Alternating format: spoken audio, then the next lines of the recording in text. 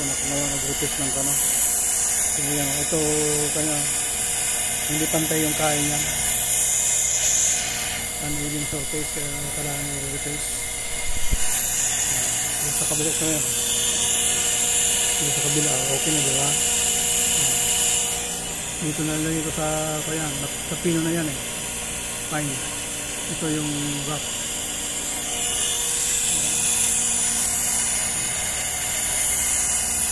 Habang kinakain niya yung pala yun, kinikintab dito. Kinikintab. Hidden lang yung tabi-tabi.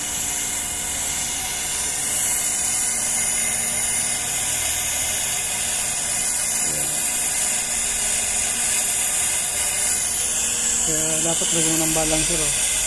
Yan, yung guma na yan sa bilog, balancer yan. Para mapantay yung kain. Kasi ang ganito nito, brake vibration. Ito yan, oh. Sa vibration, brake noise. Kasi sumasampa yung brake pa dito. Kasi kailangan pantayin to. Kapantay. Kaya kailangan i-replace. Ganun din ito yung mga sa likod. Ito yung pangarapan to. Pangarapan to yung panlikod. Yan, oh. Yan, rock na. Kailangan ma-replace nyo din ang pag-replace nito. Sabi yan, kinakain na yung ano, di ba? Ito pantay na yan, pantay na siya.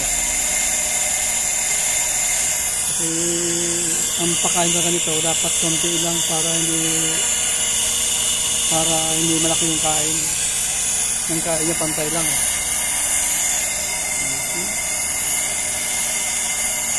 Kasi ito nagkukos ng brake vibration. Ito. Cause ng brake vibration. Yan. Tapos brake noise. Yung skirt na yan, diyan kumakapit yung brake pad eh. Lalo yung brake pad eh, manipis na. Yan.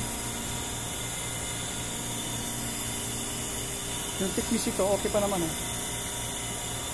Nagbabas lang tayo ng konti. Yung konti lang yan, oh. Yung mga kinaya parang kabuhok lang. Yan ang kaya niya, kaya yan ang kaya niya. Kabuhok lang yung kaya niya.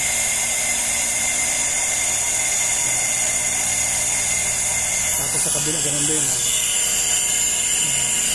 Yung sa kabila, bliss yung sa kabila, dapat makintab yan. Kintab. Yan, malapit na matapos.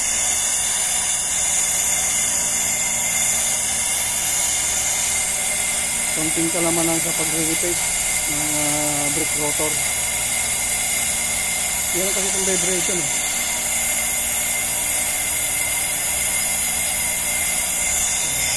Pantay na siya.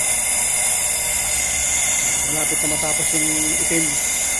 Pag matapos yung itim, yung ganito yan, tapos na. Yan. Yan, malapit na matapos.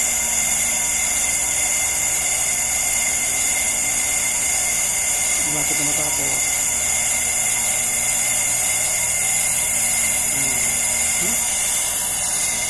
Ito, walang cut po yan ha. Walang cut yan.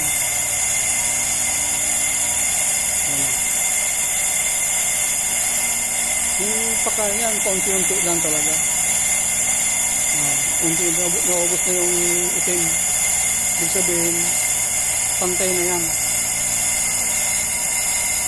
Pantay na siya. Ilan po. Thank you very much. Kunting kalaman lang sa pag-repeat ng rotor.